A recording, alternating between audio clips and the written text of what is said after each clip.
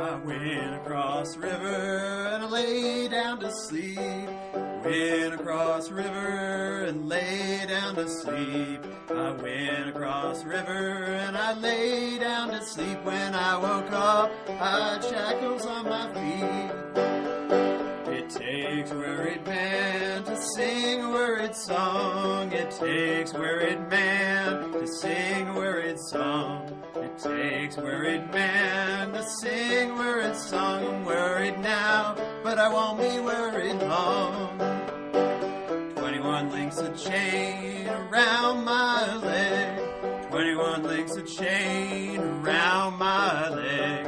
21 links of chain around my leg, and on each link an initial of my name. It takes worried man to sing a worried song. Takes worried man to sing a worried song. Takes worried man to sing a worried song. I'm worried now, but I won't be worried long. All right. That was way better than our last song. I wasn't even wearing my flannel. I even got the southern twang going. I know, it takes a word, man. It was pretty good for a Pole, I'd say. I don't know what a southern Polish accent sounds like. I've always found it very difficult to get the folk ethos at 8:15 in the morning. I don't know. I mean, I would say that was true last podcast, but this podcast kind of flowed. Yeah, that was. I just wish we had a little extra help from the jar. I think 8:15 in the morning is. But I mean that's why I mean it always sounds and plays better when you have the engine oiled up. It also sounds better to the listeners when their engines are oiled up too. And actually, for all we know, these people are listening to this at about 9 p.m. and they might be oiled up. Oh, we need to play Dooley. Have you ever heard Dooley? It's about a guy that. Wait, is this a song? Yeah, Dooley. Okay. Dooley was a good old man. And it had to do with him owning a 40-gallon still, and it's like a family song because his sisters, one stirs the pot and the other, takes the jars. Is it one of these where every verse you bring a new family member? Kind of. Okay. I mean, it's different aspects of his life. And okay. It ends up he's dying, and then the women in the town stand around and are sad, and then all the men are crying. It's great. It's like the opposite. And I'm sure dying and crying are at the end of a couplet, right? Yeah. So, oh man, yeah, it's a good song. We should do that one. Dooley. All right, we'll look ahead. We might do Dooley. Oh yeah, that's good. That was fun. That was. I feel much better after that. I feel like I can plow into Gregory now with confidence. So we're plowing further here into the Song of Songs. This is right before we jump in. Yeah. Were the psalms supposed to be sung with like an instrument, like the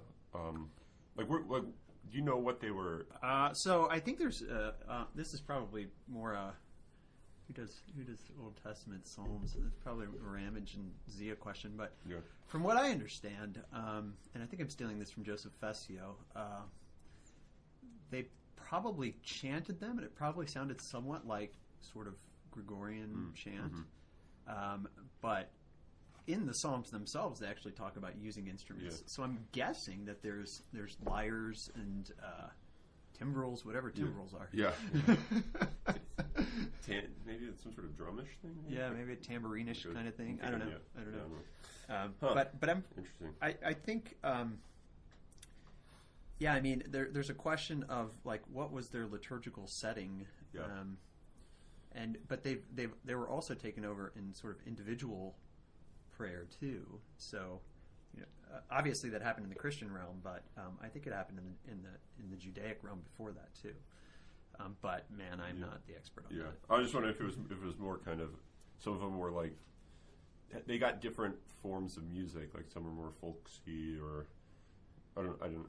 No. Like, what was like the communal context around the music or the singing of it? But anyway, I don't know. That's a good question. Maybe we'll have a podcast guest, Dr. Zia, tell us. Yeah. So we don't sit around singing the Psalms and in anything like. So I just sort of the context of what that was. I mean, obviously, a prayerful, spiritual. Right, but was it more liturgical or was it more like communal? Yeah. Yeah. So I don't know. I've always thought it was liturgical, but that just might be my sort of reading back into Judaism through monastic. Yeah.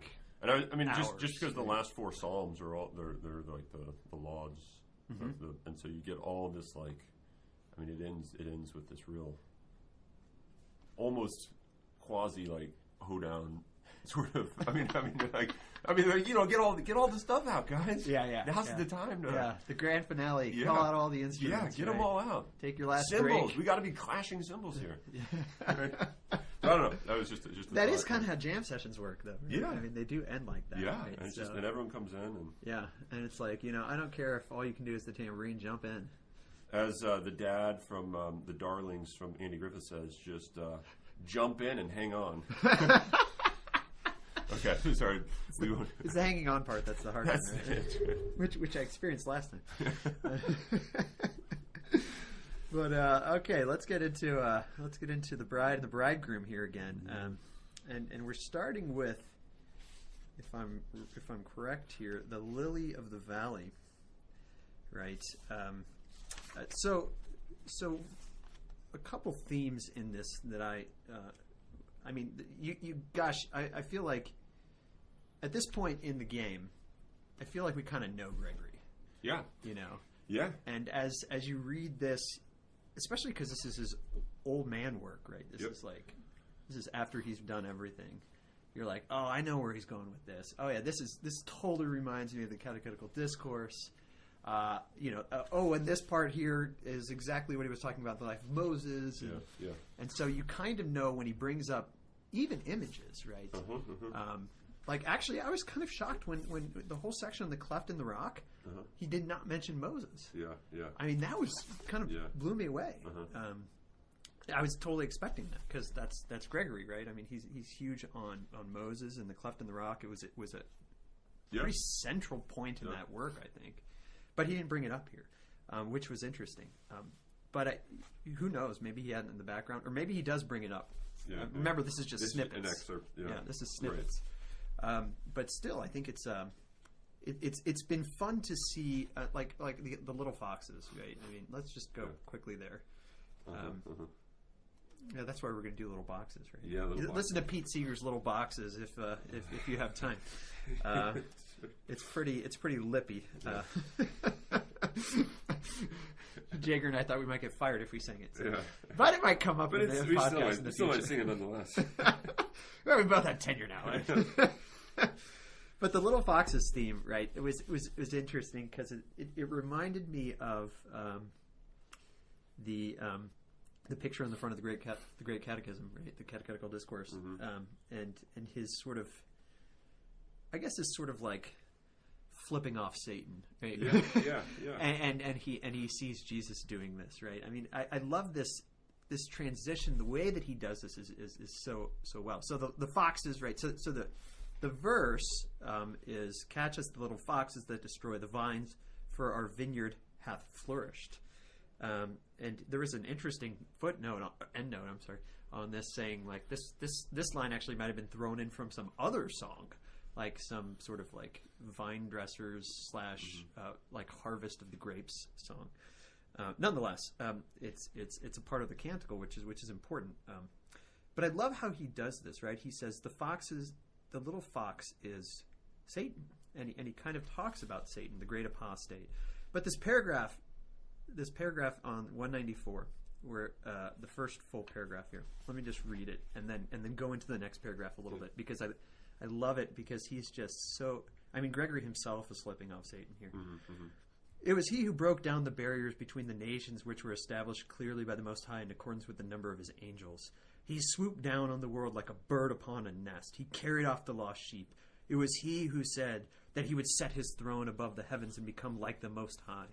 And there are also all those horrible and frightening things which the word tells us in the book of Job, that his sides are of brass, his back of molten iron, his vitals of emery stone, not to mention all the other horrible details in which Scripture describe him, right? And so you're thinking like, wow, this powerful guy, he's so scary, we should be worried. And then he has this line that comes in the next paragraph. The great commander of the legions of devils. How is he described by him who is the sole true power? As a little fox.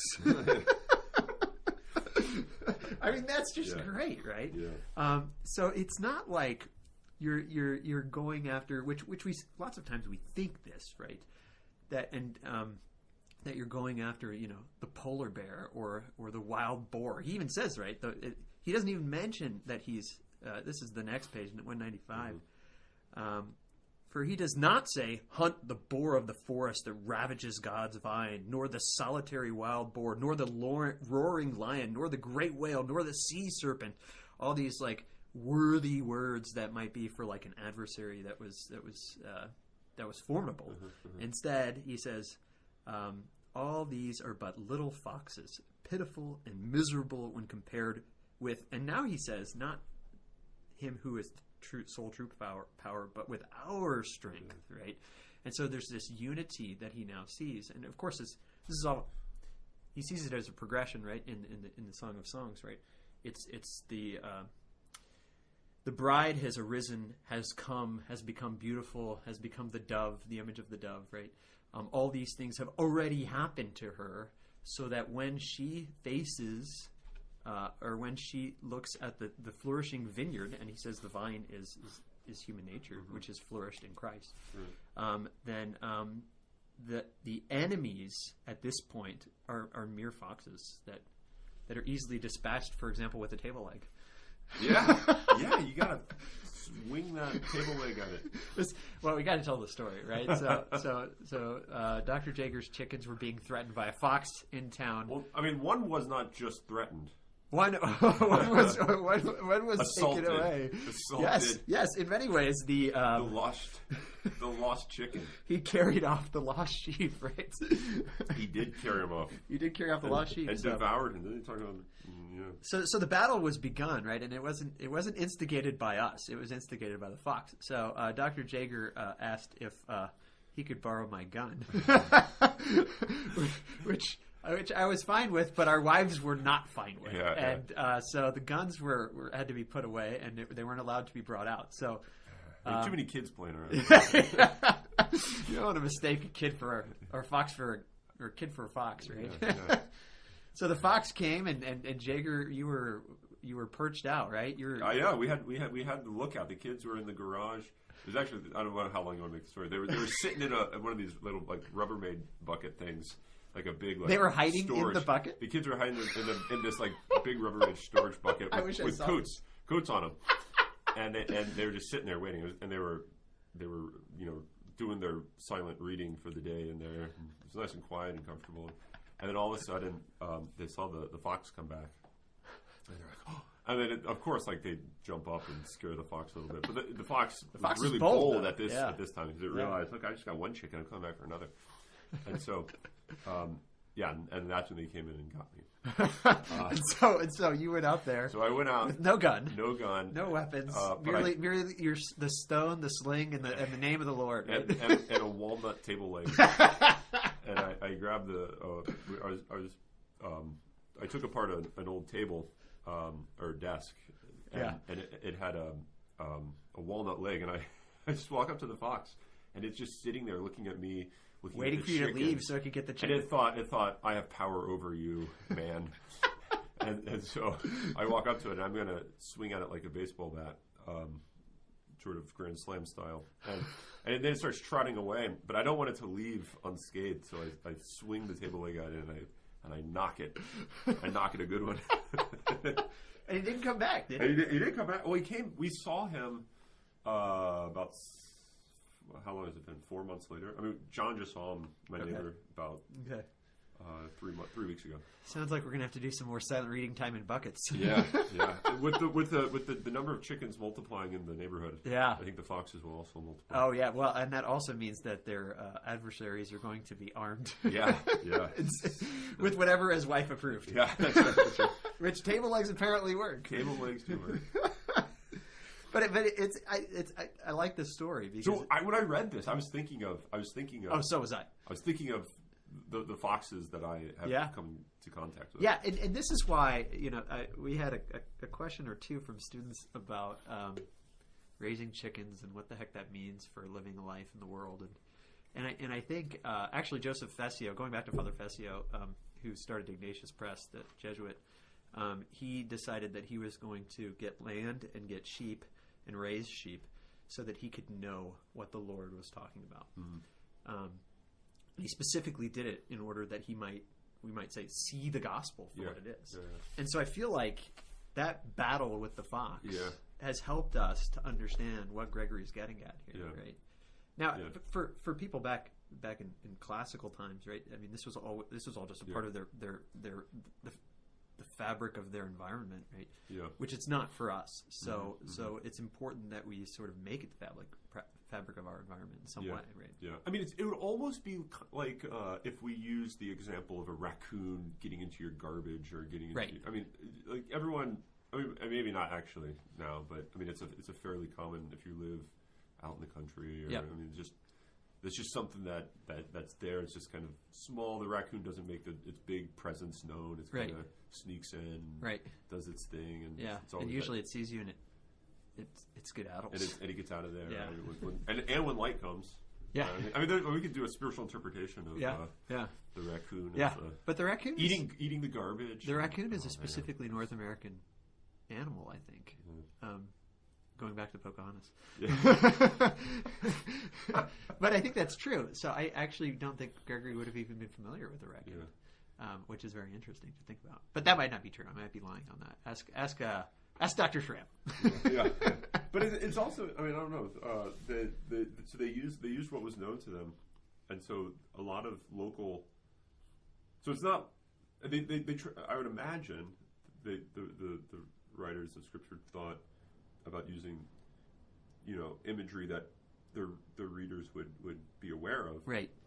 But what was the readership, so to speak, quote unquote? It wasn't, Americans in the 2020. Right. Right. So I don't know. It's this interesting. It was a hugely agrarian society, right? Yeah. And so this kind of imagery, when we think about it, we sort of, I think, as we read it, we think that's quaint, right? And it's cute, and it's a cool way to think about it. But it's sort of like, and we almost think that like nature imagery is just sort of like. If somebody was doing it today, they'd be trying to be like ancient people. Because it's not something that it's a fabric of our life. But that wasn't them. They weren't trying to be cool. Yeah. They were just trying to be relevant. Hip. Gregory of Nyssa, the hipster. Anyway, we should stop talking about. We always descend into sort of like talking about living in the world today, which is really important actually. But we should talk about what he has to say. So. But I think this idea of Satan, and in the middle of this section, actually, he starts talking about fishing again, right? Which I thought was really interesting. And he brings up, and if maybe you didn't pick up on this, maybe you don't remember this from the gospel, but so he talks about he gives the spiritual interpretation of this, right? He says that maybe the apostles are the ones who go and hunt the beasts. For they could not, this is 195, about a third of the way down, they could not undertake their fishing of men by snaring the souls of the elect in the net of their sacred message, if they had not first cast out of those beasts those little foxes from their lairs, that is, the hearts of men, in which they were hiding, right? So this catching little foxes has to do with sort of, probably Gregory's going to say something like a passion or an attachment to the world in a false way, right? Mm-hmm. And so they have to like chase them out. And then the next line was I thought fascinating. Thus they could make a place for the Son of God, a place whereon to lay his head, once the tribe of foxes cease to make their dens in men's hearts. Right. So that's that line that he's alluding to, which actually Danilou doesn't give us the actual reference here, but the line is foxes have dens and birds have nests, but the Son of Man has nowhere to lay his head. Yeah. And Gregory basically says, we're talking about the human heart here, right? Mm-hmm. The foxes and the birds are in your heart, and you have to eradicate them in order to make space for him. So when I was reading this, I was thinking this is in sort of nice imagery that the idea of the Christian virtue of virginity, I guess. I mean, if you wanted to call it Yep. a virtue for Nyssa, of the sort of the philosophical uprooting or weaning out, drawing out the evil passions, so that you can have the openness for like a receptivity. And it seems like that's what virginity for Nyssa is about. It's sort of this purification Yep. for the sake of And it kind of goes to this a reception. this idea of I don't remember if it was in this section or in the section before this, where he talks about it's right. It's in the previous section that we read, page 170, the mirror of the soul, which of course we saw all this happening as well in the Catechetical Discourse. Was it? Yeah. So this is the paragraph about halfway down there. Virtue and vice are directly opposed, hence they cannot both be present together at the same time.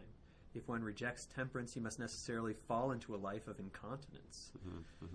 And going on further, he says, for it is clear that with things that are essentially contradictory, the absence of the one implies the establishment in existence of the other. It is thus of the very nature of our free will to be able to take on the form of whatever it desires. Right? This was actually fascinating, this idea of, and we can get into this now, actually, with the winter. Yeah, and it does come back in this section. Yeah, no, that's what I'm talking about. The winter, right? Yeah. Spring and the winter, and he talks. This part was beautiful, I thought. This is starting on page 183. And gosh, I mean, I can't read anything like this and not think about C.S. Lewis's line The Witch in the Wardrobe. I was gonna. Look what I wrote in the margin. C.S. Lewis. I was thinking this. I mean, he has to. I mean, this is probably not the first Christian interpretation of spring and winter, and right. But Lewis is definitely drawing on this. Always always winter, but never Christmas. Yeah. And then the thaw comes when he comes, right? And this is exactly how he puts it here. I mean, he talks about the beauty of the springtime, right? And but this is where he goes back into this mirror idea of man, which I found really interesting. Let me read a little bit of this. 184. He talks about sort of the picture of spring, and then he says, now let me give you like the real, what this really means. In the days of old, the human race grew cold with the chill of idolatry, and man's changeable nature, which he thinks is good, right? Yeah, Gregory loves the change, right? Yeah. That's what we are. And so, and I think this is fascinating because Gregory, in some sense, is departing from the tradition of the ancient Greeks in saying that change is for man good. Yeah. Right? He's not moving towards immobility, although he does talk about mobile immobility. Yeah. Right, yeah. which is always he's moving forward. Yeah, I forget how to put it in Life of Moses. He stands. Oh, what is it? He like stands on. Yes. He stands on the rock. Yeah. But he also climbs the ladder. Yeah. And that they're the same. Right. I remember that line. I don't have my Life of Moses with me. Yeah. But I remember that line. Yeah. But this is very interesting, right? So being chilled and frozen is a bad thing for man. And here we get the line The Witch in the Wardrobe again, right? I don't think Gregory read that though. And it gets even more plagiaristic. Or Lewis does. Yeah. I mean, further down, but keep going. Yeah, so, okay, let's go back. Okay, in the days of old, the human race grew cold with the chill of idolatry, and man's changeable nature was transformed into the nature of the immobile objects which he worshipped. So you become what you worship, right? Yeah. This is very John of the Cross. You become what you love. Yeah. As the scriptures say, let them that make them become like unto them, and all such as trust in them. I love this psalm, by the way, where it says, they have noses, but they cannot smell. Yeah. They have mouths, but they cannot speak, and that's what happens to us, right? If we worship them, he says, and this was only likely for those who look toward the true God, receive within themselves the characteristics of the divine nature, which is the bride, right? This is what he's been talking about.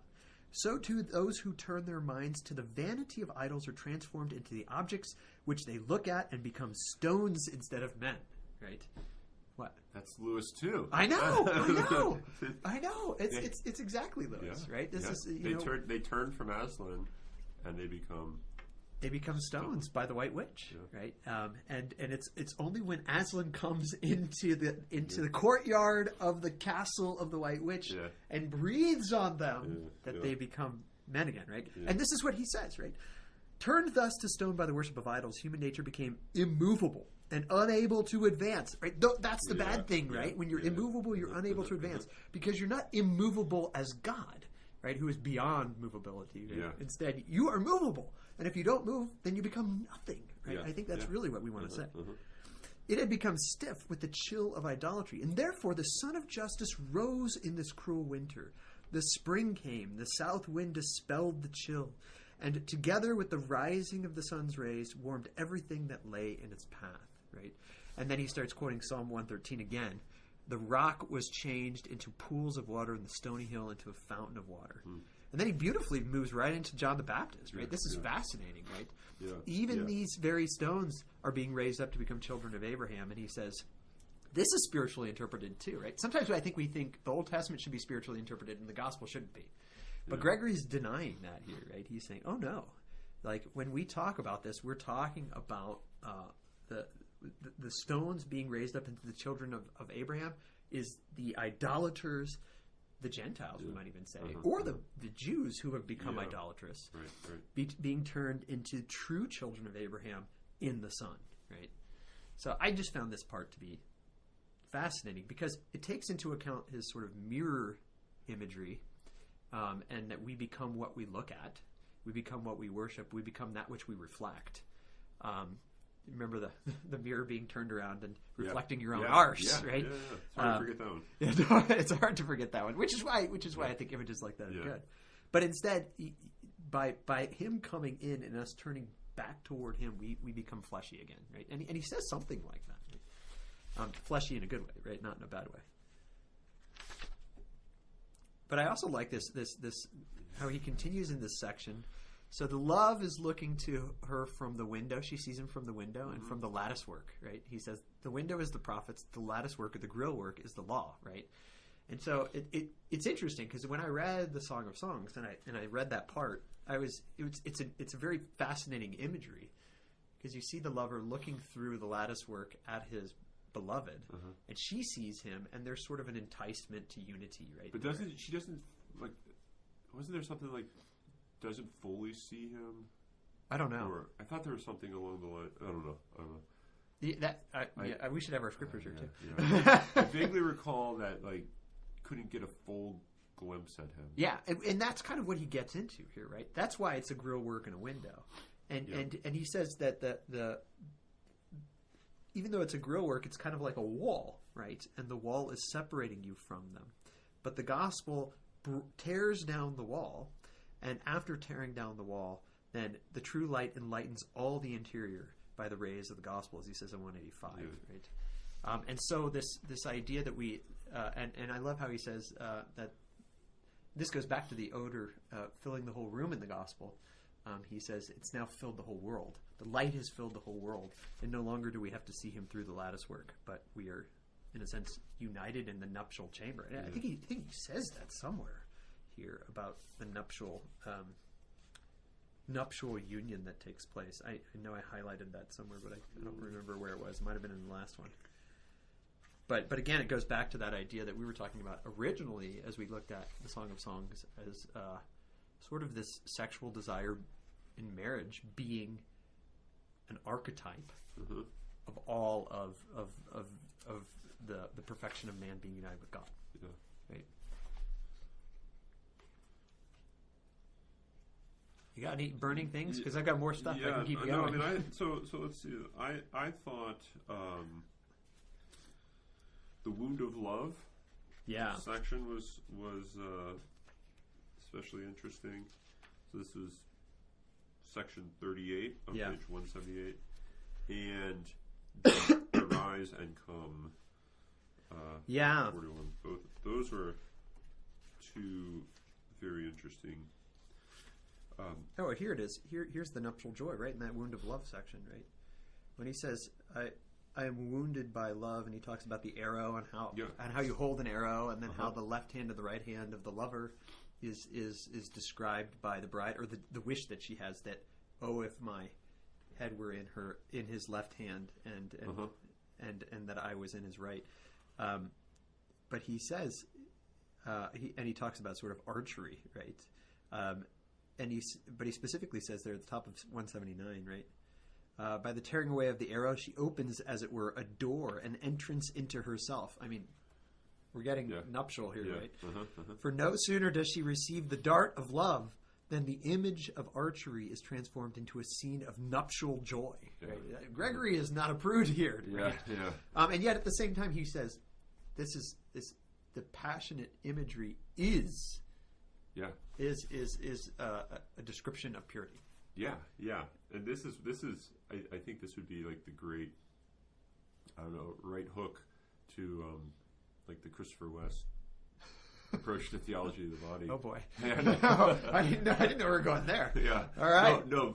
But I'm Explain. I don't have to. I mean, it seems like what he's trying to do is he's trying to say that the true meaning of the sexual imagery is or of sexuality is ultimately this divine reality, divine perichoresis, right? And so then that kind of it's not simply like let's simply think of God in sexual terms, but it's more let's think of sex in divine terms. Yeah. You know, you just basically put in a nutshell Schindler's critique. Of West. that the dust up that happened. I don't know what it was, like a decade ago. Yeah, I forgot about that. Dust up that like people like I paid attention to. Yeah. So many people were worried about it.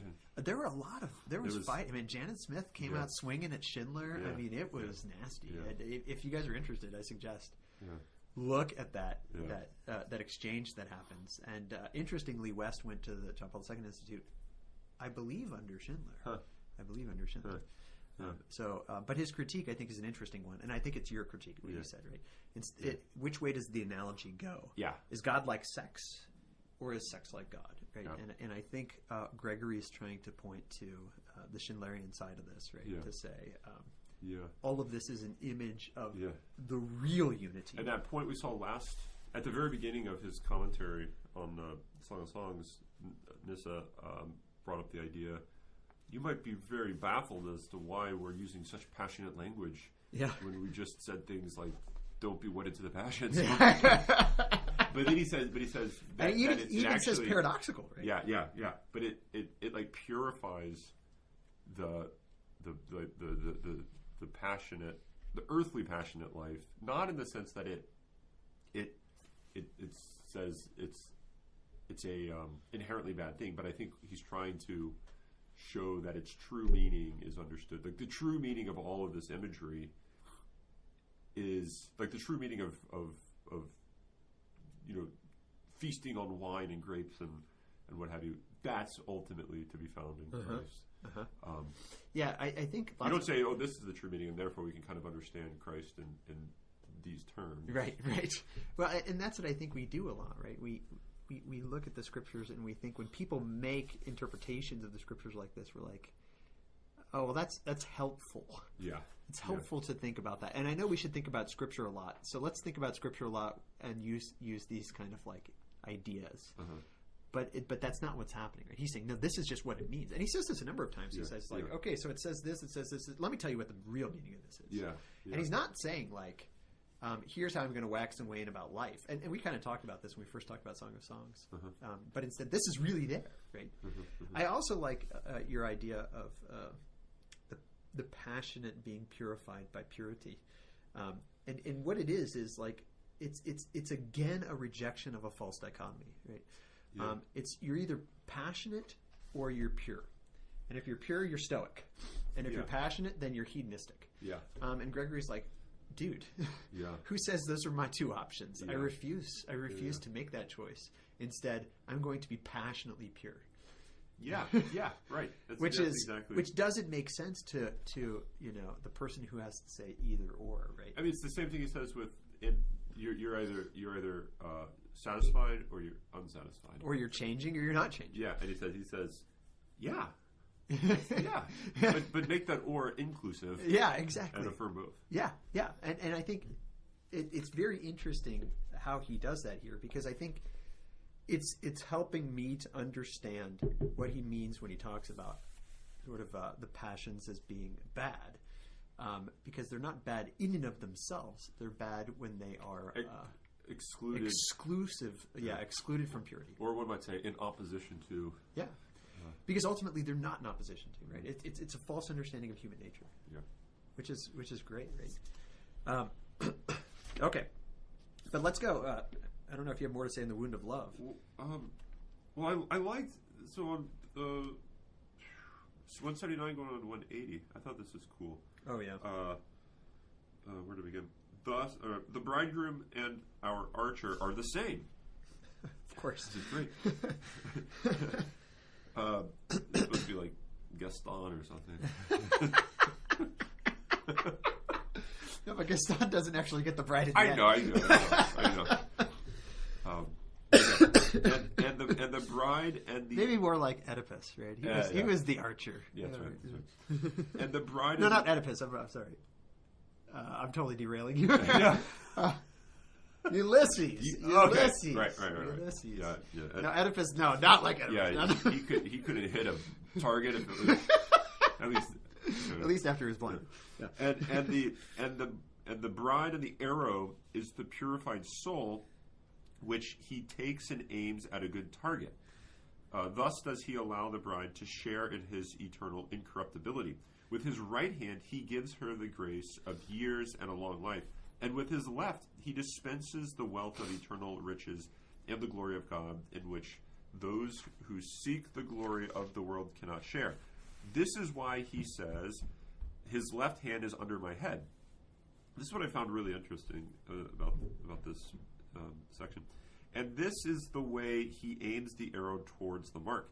With his right hand, he takes and draws me back and makes my journey to heaven an easy one. And I am sped thither on my way, even though I do not leave the archer. Yeah. Like this There's the paradox, right? And I am carried on my flight, and yet I rest in the arms of my master. For these are the qualities of his hands, as the Proverbs tells us. In wisdom's right hand is length of days and years of life, and in her left hand riches and glory. So the way I was thinking of it is, it's almost as if you have this archer that grabs the arrow and shoots it, but yet sort of continues, right, like runs along with it, holding it up in Yeah. some way. Now, it's still like flying, right? Yeah. It's still doing its moving, but it's like it's kind of always present with it. It's kind of an image of creation, right? And God's causality, right? But in a deeper way here, I think, right? Yeah, I don't know. I just thought that was an interesting. He was doing some really interesting footwork to make sense of the flight of the arrow going from the archer, but yet at the same time not leaving him. Yeah.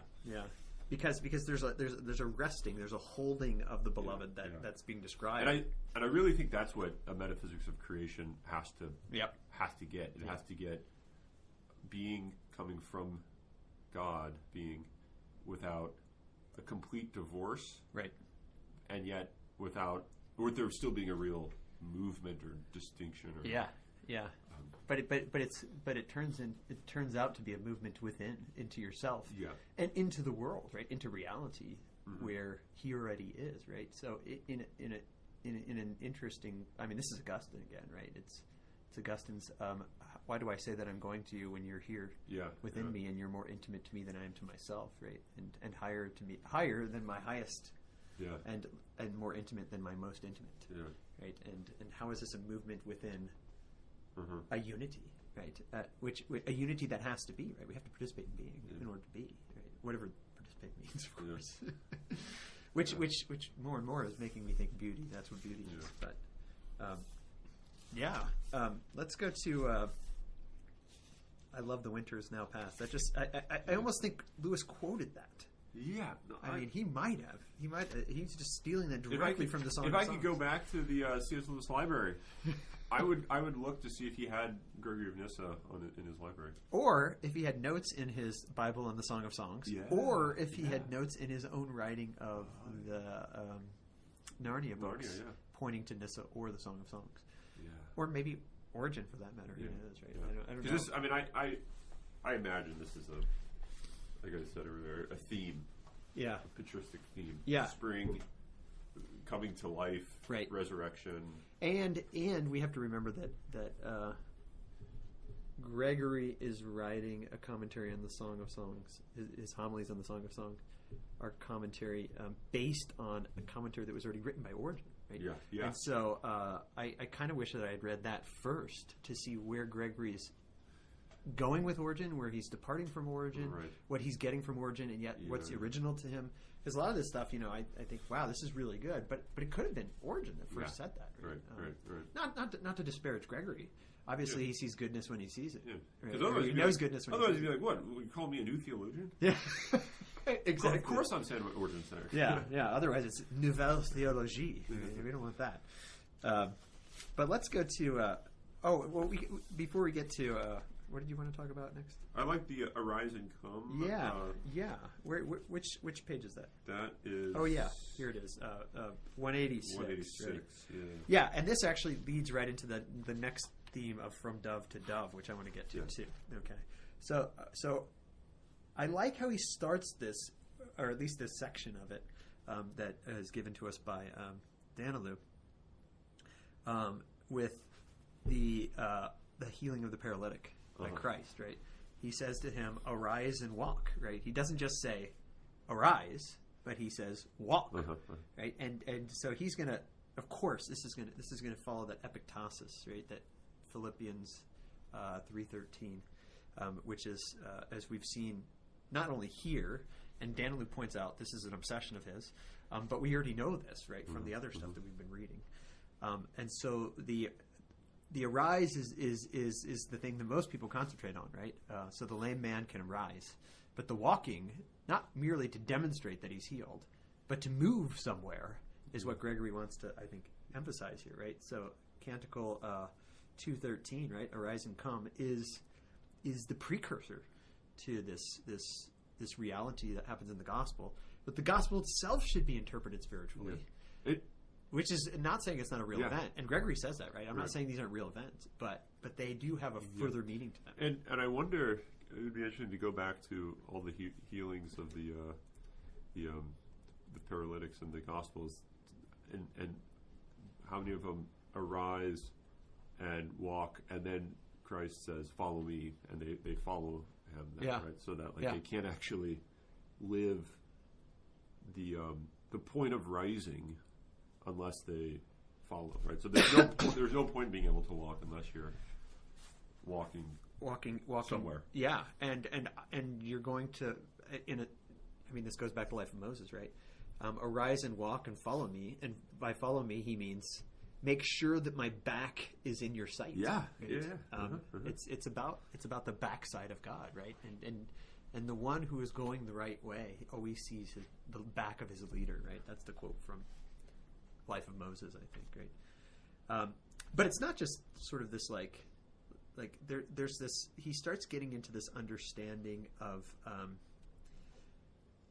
the movement, right? And so this he takes a cool thing that I see here is he just doesn't take verses ripped bleeding from their context and decide he's going to wax on them, but everything is this, interestingly, a progression. And so this arise and come, right? So the whole line that he quotes here, right, about 2/3 way down there, arise, come, my love, my beautiful one, my dove. He says, notice the order of words. How does each one link with the next? Do you see how the thought sequence is closely kept in a kind of chain? The bride hears the command. She's empowered by the word, right? So she's able to arise. She arises, advances, comes close, becomes beautiful, and is called a dove. And so this is all one process that's taking place that doesn't end at the dove, actually, Yeah. because he's going to go further than that, right? And of course it doesn't end at the dove, because when does it end? Exactly. Exactly. You said it better than I was hoping you would. So, but here he brings back this idea of the mirror, right? How can you see a beautiful image in a mirror unless it has received the impression of a beautiful form? So it is with the mirror of human nature. It cannot become beautiful until it draws near to the beautiful and becomes transformed by the image of the divine beauty, right? And remember, the mirror of human nature can mirror whatever it looks at. Right. And so the key is, where you're looking, right? Because where you're looking is what you're going to be, right? And this is, that just sounds like Jesus. Where your heart is. Where your heart is, there is your treasure. Where your treasure is, there is your heart. One of the two. Yeah. They're both right. Yeah. But the next page, the next paragraph. When our human nature lay fallen upon the earth, it looked towards the serpent. Why would you do that? Not the brazen serpent, right? The one who takes the form of, or who becomes sin, right? But instead the actual serpent, right? Looked toward the serpent and held its image. But now it has arisen. And only after you've arisen can you do this, right? And looked toward the good, right? And he specifically talks about looking up a lot, right? And remember all the way back in Eunomius, I think it was Eunomius, where he said, man has... It was the whole idea of hands and rationality. Yeah. Was that Eunomius or is that Catechetical Discourse? I think it was... Oh, that's a good one. Well, whatever it was. Yeah. You remember this, right? But there was also this idea of his uprightness is meant for him to look up to the heavens. Yeah. Right? And so this idea that you arise, it's when you arise that you can look up, right? If you're laying on the ground, which he says, you lay fallen upon the earth, then what do you see? You see the thing that crawls on its belly, right? The serpent. But when you arise, then you can look towards the good, turning its back on sin. Now, you don't look down anymore. And it takes on the... Which the animals do. Remember, he said the animals all look down. Yeah. Right? Gosh, that is so phenomenological. It's great. Turning its back on sin, it takes the form of the good towards which it faces. For it looks now upon that archetypal beauty, for that is the dove. Right? Notice the capital letters in the English here. For turning toward the light, it has been made into the image of light, and within this light it has taken on the lovely form of the dove. I mean the dove that symbolizes the presence of the Holy Spirit. And so if we look to God, we become Him, which He said earlier. Yeah, do you think that was in the Holy Spirit homily? Or the work on the Holy Spirit? About the dove? Yeah, or that image of the man. And I'm just wondering if this... Oh, yeah. This is... Cause I was, no, I wasn't. It was okay, earlier than that, but we read it this semester. Somebody write in the comments where it is, and then you can save us a lot of time. Yeah. But I thought that was this was fascinating, right? So it goes back to this idea of imagery and looking at things. But he keeps going with it. I'm kind of monologuing here. Sorry. No. This is... He keeps going with it on pushing onto. 43 from dove to dove, but even the section in between is good too, with the calming of the sea, which is really good. But he talks about the infinite God, right? He surpasses our understanding. Nothing limits him. No concept or thing can name him. Right? We know all this. This is all typical Gregory. But the next page, right? But in our changeable natures, however, good and evil exist by turns because of power. The power we have to choose equally either side of the contradiction. And consequently, evil becomes the limit of our good. And all the operations of our soul, insofar as they oppose, terminate in, and are limited by their opposites. So man is not like God because he's limited. And yet, there is something about man that is unlimited. And that is his changing towards perfection.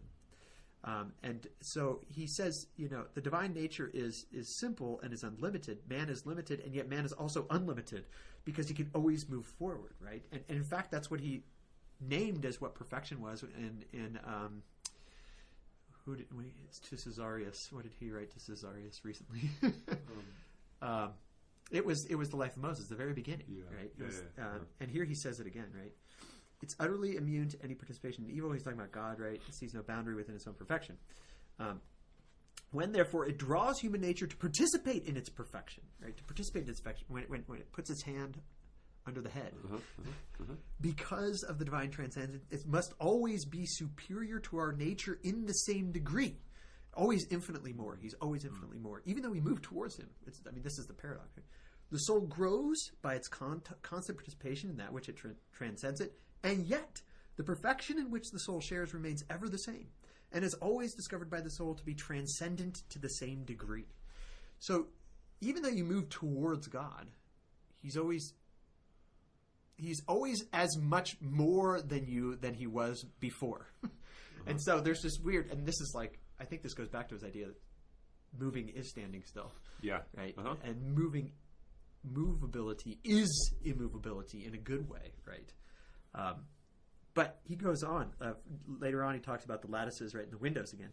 And he says, and then, even though she enjoyed her share of good things as far as was in her power, he nonetheless continues to draw her on to participate in transcendent beauty, as though she had never tasted of it. And I think this is a famous line that's coming up here from Gregory, and it's something that I actually think about a lot. And you can get depressed. You can get depressed not knowing. Yeah, I think this. Yeah, but let me keep going. Reading a lot of Nyssa, and then not. Yeah, go ahead. I mean, reading a lot of Nyssa, I think, helps you to not be depressed in the fact that you're not perfect. Well, reading a little Nyssa can depress you. Reading a lot of Nyssa can save you. Yeah, Right. So here's what he says, right? In this way, so I love that, though. Let me go back to that. As though she had never tasted of it. He continues to draw her on as though, like, arise and come to me. And you're like, dude, I did. Yeah. What do you mean, arise and come to me? Yeah. I did. I'm here, right? Yeah. I'm converted.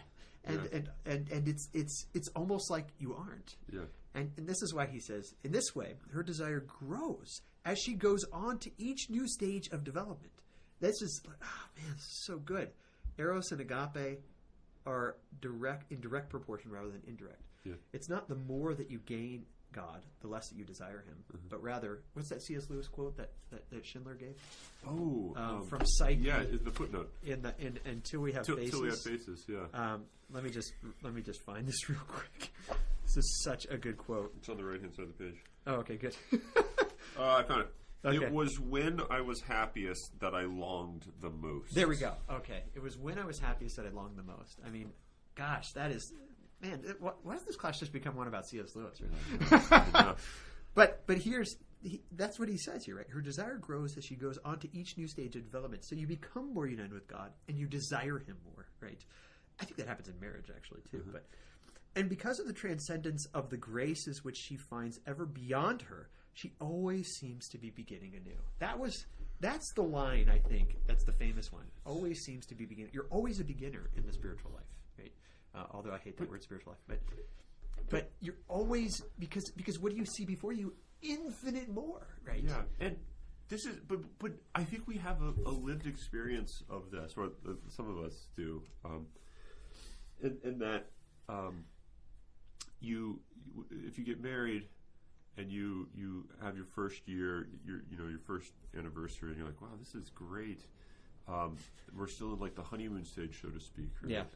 And there's just something really like fresh and interesting about this. And as you continue to live with this person, one of two things can happen. I think you can kind of think, okay, I'm kind of done with this now because I've already extracted all the interest and excitement out of this relationship, and now it's just sort of bland and dull, and all the interesting things that I could have had or done with this person I've already had or done, and now it's just like, what's the point of this, right? Now we move on and find someone else. Yeah.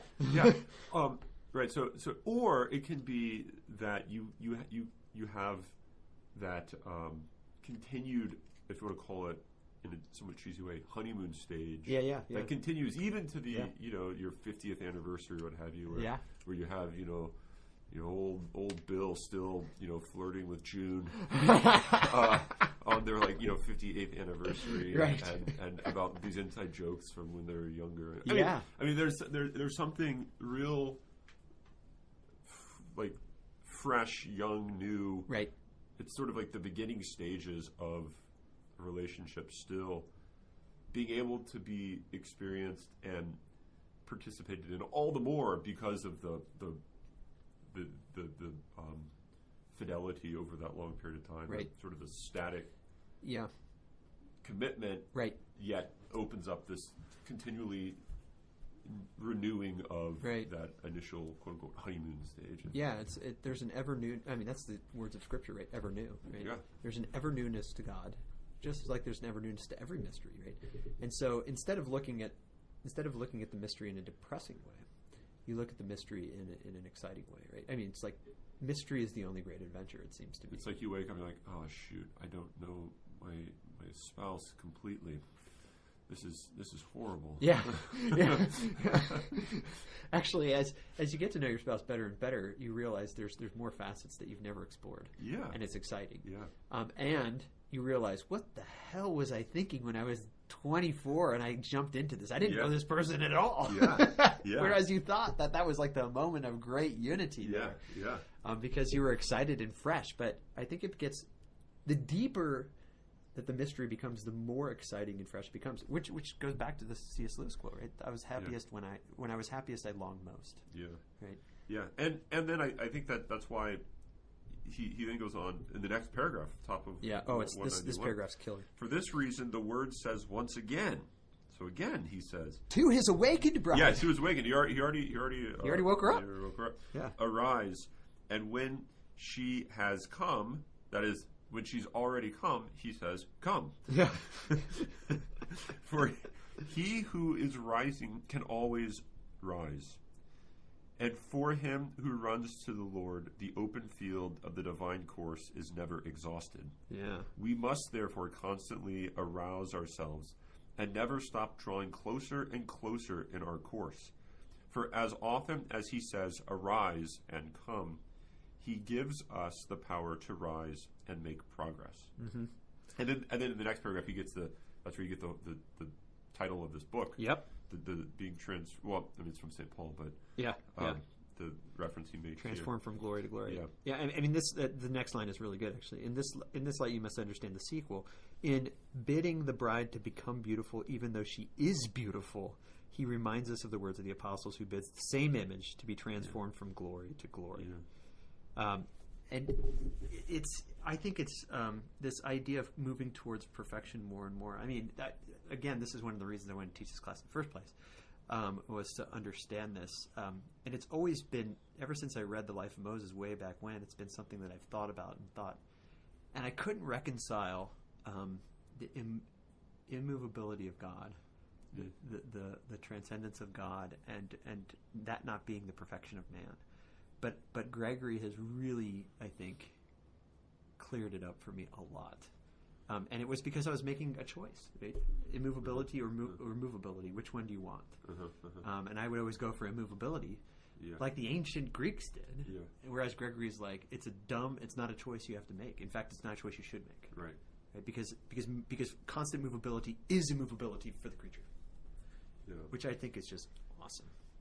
So I think this is why sometimes you can look at your life and say, "Gosh, I am still beginning." I think it actually makes sense of things like Francis of Assisi and Paul when they say things like, I mean, you read this in their writings, right? "I am the worst of all the sinners of the world," right? And when Dostoevsky, of course. Both his characters and himself. Exactly, yeah. But I remember reading those things and thinking to myself, either they're lying or they completely don't understand themselves. Meaning, like, I know Francis better than Francis knows himself. He doesn't even know himself. What an idiot. And I remember thinking, like, do I have to be like a liar to be really holy? But that's not what's happening here. It's because when you look at what's before you, as he says, we always believe it to be less than we hope for, right? When we grasp something, there's always more there, right? And so we recognize that in a sense, and he says this somewhere further on here, we forget what was behind us. We forget it. Yeah. And it's like the nature of it that makes us forget it. Yeah. Right? Yes, it's 46. Section 46. Forgetting the things that are behind. Oh, Yeah. This is 197, right? Yeah. Oh, by the way, this is really good creation. Yeah. Metaphysics Yeah. of creation, Yeah. constantly being created, right? Uh-huh. But let me read that part, and then I'll let you talk here. Let's see. Where does he talk about? 197. In a certain sense, it is constantly being created, the creature, right? Ever changing for the better in its growth to perfection. Along these lines, no limit can be envisaged, nor can its progressive growth and perfection be limited by any term. In this way, its present state of perfection, no matter how great and perfect it might be, is merely the beginning of a greater and superior stage. Mm-hmm. Thus, the words of the apostles are verified. Stretching forth the things that are before involves a forgetting of what was already attained. For at each stage, the greater and superior good holds the attention. That's the key, right? The greater and superior good holds the attention of those who enjoy it and does not allow them to look at the past. This makes sense of. It's just coming to me right now. Makes sense of Jesus saying, "Put your hand to the plow and don't look back." Right? Yeah. And the one who goes back to bury his father, screw you, man. You don't have to follow me if you don't want to. And so wait. Last keep line. Keep going. This is getting rich. So it does not allow them to look to the past. Their enjoyment of the superior perfection erases all memory of that which was inferior. You just forget it all, right? Yeah. And you were like, I was striving for this like years ago, wasn't I? And who cares about that? Right. What I care about is what I'm striving for now. And it's not like it's a different thing. Yeah. It's the same thing, but it's a deepening in that. Yeah. Right? And that's, again, this fits marriage. And I think that's what saves you from despair. Yeah. Is because and that's why when you're looking forward, you're focusing not on your insignificance, but you're focusing on, and therefore your lack, but you're focusing on the fullness, the like you're focusing on the other, maybe on the other, right? And so you're not thinking, look at everything I've already done and I've already attained. Right.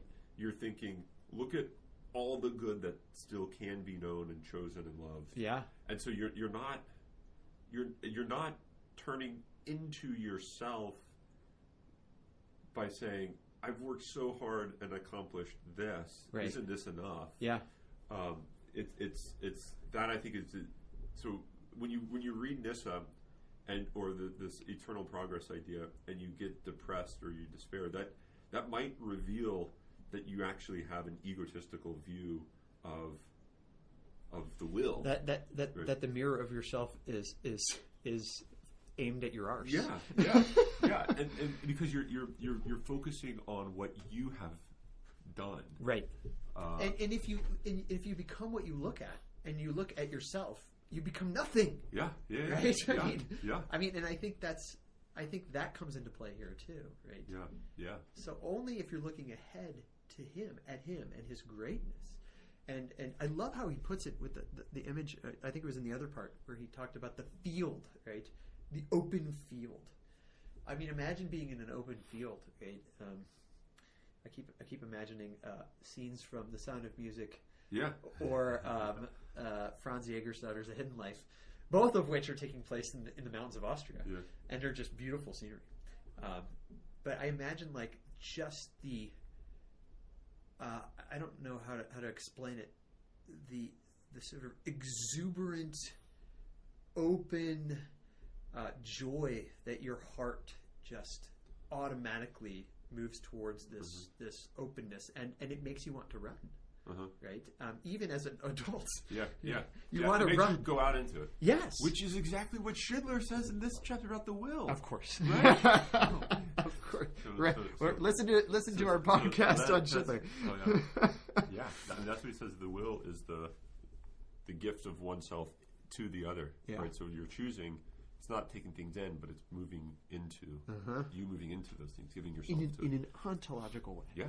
And that's why, again, going back to this idea of the imagery of the nuptial joy, is it's not that it's that this is all an image of him and moving into him, and perichoresis. Right? I mean, it's all about this circumcessio, even Yeah, perichoresis and circumcessio don't say it enough because they sound like you're going around, but really into, right? Into.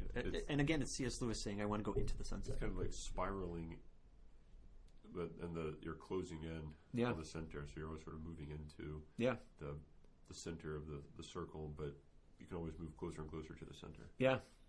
But it's not depressing. It's only depressing when you look at yourself and say, "I've come so far, and yet I'm so far away." Yeah. But why the hell are you looking at yourself? Because to do that would be to turn away from what you're moving towards. Yeah. Right? It'd be to be laying on the ground and staring at a circuit. Yeah.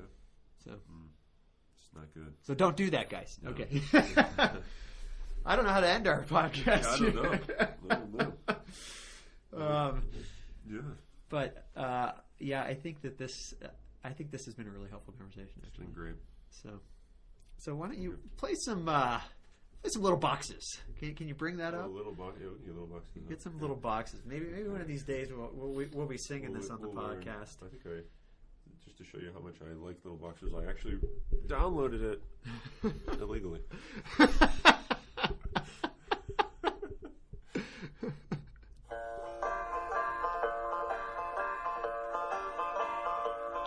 Little boxes on the hillside, little boxes made of ticky-tacky, little boxes, little boxes, little boxes all the same.